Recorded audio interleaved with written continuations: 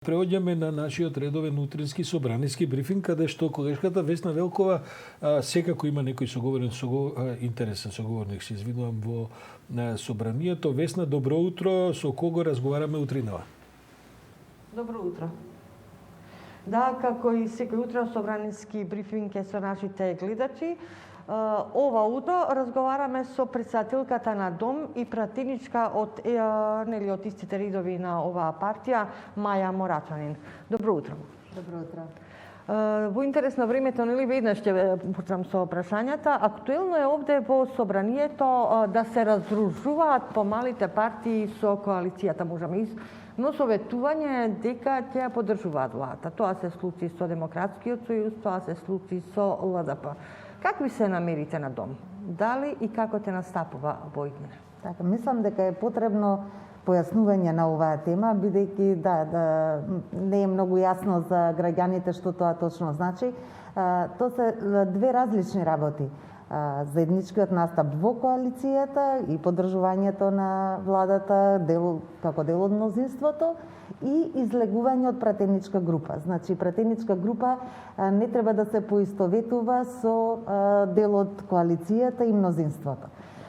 Ние како Дом уште минатиот мандат, тогаш со Поповска како пратенички, бевме независни пратенички и истата пракса сакавме и сега со Мирослав Богдановски да ја продолжиме и така ние договорено со коалицијата со СДСМ, но поради условите со корона и така натаму во собранието, во насока на постигнување на подобра ефикасност на работата на коалицијата, го оставивме тоа за некои подобри времиња кога ќе процениме дека можеме да практично излеземе само од пратеничката група како независни пратеници, а секако остануваме дел од коалицијата и секако дел од владата. Така што тоа се различни работи за кои зборуваме, гледам дека има конфузија во јавноста. Зошто е тоа важно и зошто сакаме ние како помали да... Кои се тие придобивки? Да, јас себе имам искуство и од минатиот мандат, затоа што деловникот дава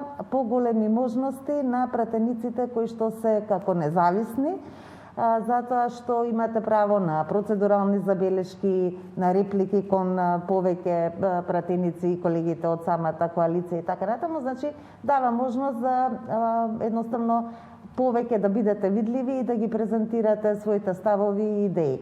Инаку тоа не е поврзано апсолутно со поддршка на коалицијата, на мнозинството и така натаму.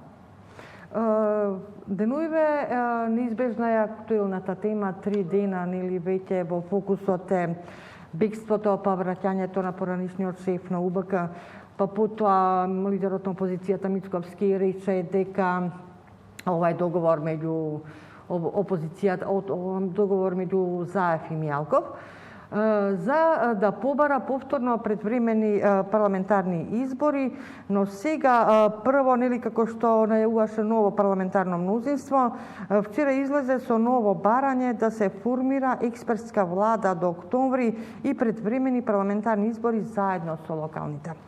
Значи, ќе имаме ли предвремени парламентарни избори, бидејќи вие сте и лидер на Дом, би требало дали сте за предвремени парламентарни избори? Не, ние не сметаме дека не се потребни предвремени парламентарни избори и навистина податоците покажуваат дека во изминатите 12 години последните 5 парламентарни избори сите биле предвремени парламентарни избори и граѓаните не даваат поддршка во континуитет за одржување на предвремени парламентарни избори и има и причина зошто изборите се одржуваат на 4, во некои држави на 5 години и така натаму, бидејќи треба да се даде одреден временски период, на оние кои добиле поддршката од граѓаните, да ги испорачаат ветените резултати, ветените насоки кон граѓаните и она што го презентирале како дел од програмата, а потоа се разбира граѓаните повторно ги оценуваат на избори дали го реализирале тоа што го ветиле или не.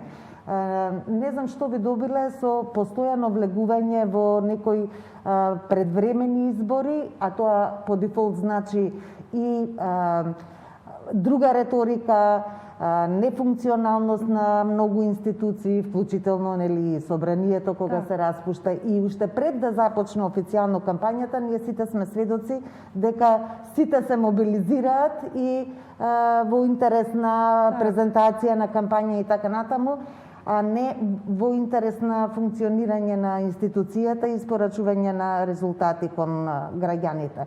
И затоа мислам дека нема потреба и нема тоа ништо добро да донесе во интерес на она што е очекување и барање од самите граѓани. Мислам дека она што е сега потребно е сите да бидеме фокусирани на реализирање на програмските приоритети. Ние како дом, се разбира, работиме на она што е дел од нашата зелена програма да го испорачаме, за да видиме некои резултати од функционирањето на пратениците. Дополнително, локалните избори се многу важни.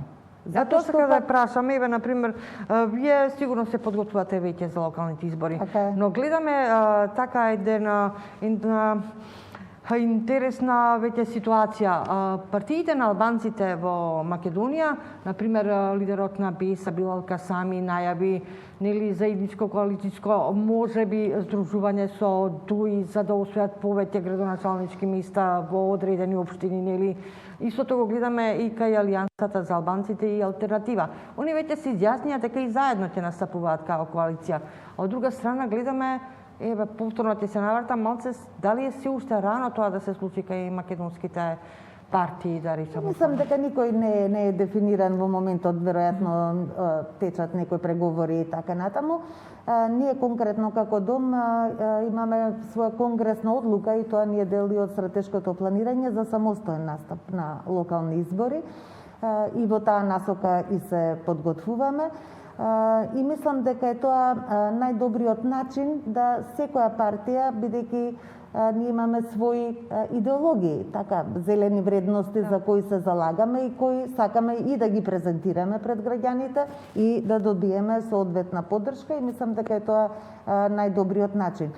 И она што е добро во овој период да се направи пред локалните избори е да се промени изборниот модел. Тоа сака да ја прашам. Вие бевте за една изборна единица, Павле Трајанов, господинот Трајанов најавуваше сега поднесе нов предлог закон во собранието. До каде се овие преговори? Течат ли воопшто преговори за една изборна единица? Не, ние се уште не сме повикани, иако сме гласни по тоа прашање, се разбира, но она што имам најава е дека ќе има некои работни групи во кои ќе бидеме вклучени и ние, да кажем, условно помалите партии, бидејќи праксата е дека само 4 големи партии во Македонија се договараат околу изборниот модел. Она што ние го бараме е една изборна единица без праг, отворени листи и 50% жени на листите. И сега е вистинскиот момент кога ќе има и група и заради исполнување на препораките од ОПСЕ и ОДКР, нели, и во тој контекст, но и да се отвори прашањето за промена на изборниот модел и особено во контекст на локалните, сега зборувам, бидејќи тоа ни е темата, отворени листи се многу значајни, бидејќи така граѓаните ќе можат да одлучуваат, не само за политичка партија, туку и директно лично за кандидатот или кандидатката кои што сакаат да ги представува во Советот. И од тој аспект мислам дека не треба парламентарните да одат заедно со локалните избори, бидејќи треба да им се даде важноста која што ја заслужуваат. И граѓаните точно да видат која партија, кои кандидати, можеби и независни, не е важно, за што ќе се залагаат и за кого да го дадат својот глас, да не бидат во сенка повторно на овие, да речам, теми од високата политика, условно да кажам, што секако тоа се различни теми што се однесуваат до парламентарни или до локални избори. И мислам дека, да се вратам на вашето прашање, овие најави што ги имаше, изјави од опозицијата, за предвремени избори, за ново парламентарно мнозинство и во контекст на првото прашање доведува до забуна кај граѓаните, пак се поврза таа изјава за ново мнозинство и така натаму со ова што апсолутно не е поврзано со начинот на действување на пратениците, бидејќи на крајот знаете можете и да сте дел и од пратеничка група и од коалиција и се и повторно да не поддржите некој закон и тоа е во функција на демократијата. Но мислам дека овие барање изјави за мене се нејасни од опозицијата, затоа што еднаш велат бараме предвремени парламентарни избори и имавме пред само 7 месеци имавме предвремени парламентарни избори. Потоа велат избори заедно со локалните, со експертска влада, во кој период ќе се формира, колку ќе функционира таа експертска влада.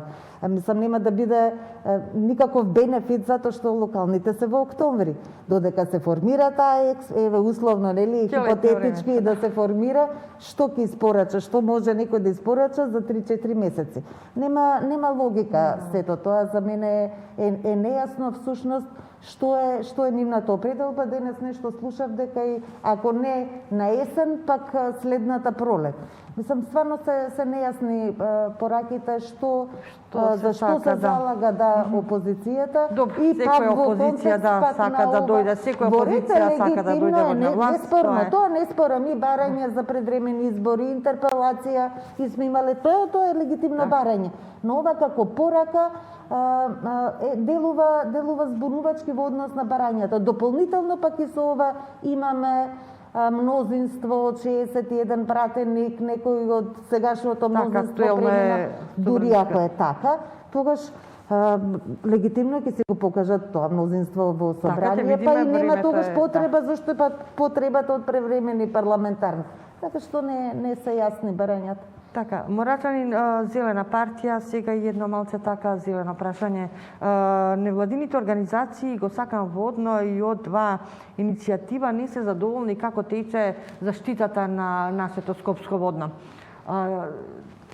До каде е целата оваа работа? Се бара нов закон за заштита на водно? Дали е навистина потребен нов закон за да се заштити водно? Така е. Ние како дом го споделуваме истиот став со невладините. Мислам дека околу 40 на граѓански здруженија и иницијативи и голем број на експерти од оваа област ги изнесоа своите мислења на таа јавна расправа што се одвиваше по однос на заштитата на водно во рамки на Министерството за животна средина и просторно планирање и сметаме дека навистина е потребен посебен закон за водно за да се обезбеди интегрирана заштита. Она што сега се случува, значи направена е студија за регуларизација на природното богатство и така натаму, обезбедува заштита во однос на заштита на биодиверзитетот, на природата. И тоа е во ред. Но не е доволно, затоа што водно треба да биде заштитено и од други аспекти. Од ерозија, од свлечишта, поплави, пожари и така натаму. И постојано се случуваат свлечишта, апсолутно. Градежнава оператива. Всушност тоа е и причината, основната причина зашто во 50-тите, 60-тите години водно интензивно се пошумувало. Тогаш не е толку од аспект на животна средина, бидејќи во тој период не имало потреба толку да се размислува. Не беа актуелни тие теми, но точно заради безбедност и на граѓаните, и на материјалните добра во градот, за да се спречи ерозија, поплави и така натаму. И тоа експертите многу добро го објаснија. Со сегашното решение кое што го нудат, овој дел не е соодветно опфатен и сметам дека и со планот за управување, како што предлагаат од секторот природа во Министерството, не може да се постигне таа заштита. Затоа ни е потребен посебен закон со кој ќе се обезбеди интегрирана заштита од сите аспекти и клучно е, бидејќи во сегашната форма, особено оваа северна страна на водно која гледа кон градот, ќе биде заштитено некое подрачје во кое што ќе биде дозволено градење. Практично целиот план е дека ќе биде заштитено подрачје од 5-та категорија. но особено за овој дел кој гледа према градот, каде што сите сме сведоци дека во минатиот период интензивно се градат и објекти за домување, и хотели и така натаму, и тоа мора да престане. И затоа е добра идеја да има еден интеринституционален пристап, интерсекторски, сите да бидат вклучени, да се формира една поширока група и да се изготви закон за водно кој што ќе го заштити водно и Скопје и скопјани од по сите можни теми и аспекти. За подготовка на тој закон до каде? Дали има, дали е Не, во текст се онаколку што моите информации ми укажуваат, разговори со експерти, со различни институции. Тука треба да се вклучи, се разбира, Министерството за земјоделие и шумарство, Центар за управување со кризи и така натаму. Имаме ние институции, имаме и експерти од оваа област и сметам дека сите тие мислења треба да бидат земени предвид и дека најдоброто решение ќе биде посебен закон со оваа одлука што би требало да оди на ниво на одлука и вака како што е планирано, да, природата од аспект на природа има заштита, но од аспект на ерозии, свлечишта, поплави не, и остава простор да продолжи тоа интензивно градење на водно, да. Законот за водно, за заштита на водно, ќе биде тесно поврзан и со здравието на граѓаните. Апсолутно. Во последно време граѓаните, освен загадениот воздух, нели сите оние болести што ги носи истиот, се загрижени за своето здравје и од страна на нели сега здравствениот проблем што го имаме со коронава. Во собраниска процедура, а вие сте член на Комисијата за здравство, веќе е влезен предлог закон за изменување на законот за заштита на правата на пациентите. Што се добива со овој закон за пациентите? Така, овој предлог закон за заштита на правата на пациентите нема некој суштинска содржина по однос на правата на пациентите, туку се однесува на усогласување на овој закон со одредбите од Законот за инспекцијски надзор и Законот за прекршоци, кои што беа нели 2019 донесени, и сега во однос на тој закон за прекршоци треба да се усогласат и сите други закони, бидејќи нели и глобите се менуваат. Значи само е тоа суштината и содржината на овој закон. Се претпоставува дека глобите ќе придонесат за подобра заштита на пациентите или како? Законот за прекршоци, да, предвидува за разлика од она што го имавме претходно, да се за некои глоби се помали и тоа во однос на микро, мали предпријатија, но за средни, големи предпријатија се повисоки од она што беше претходно. И тоа беше уште во минатиот мандат суштината, за да не сите фирми, да речеме и оние што се микро и големите плаќаат исти казни, значи тоа е суштината на законот за прекршоци, а денешниот закон за кој зборувате е само усогласување и усогласување со инспекцијскиот надзор, нели прво опомена да се даде со решение, да се задолжат што треба да се направи и така натаму, тоа е суштината. Морачанин, ви благодарам на разговорот и на одговорите на моите прашања. Ви благодарам и вам на поканата.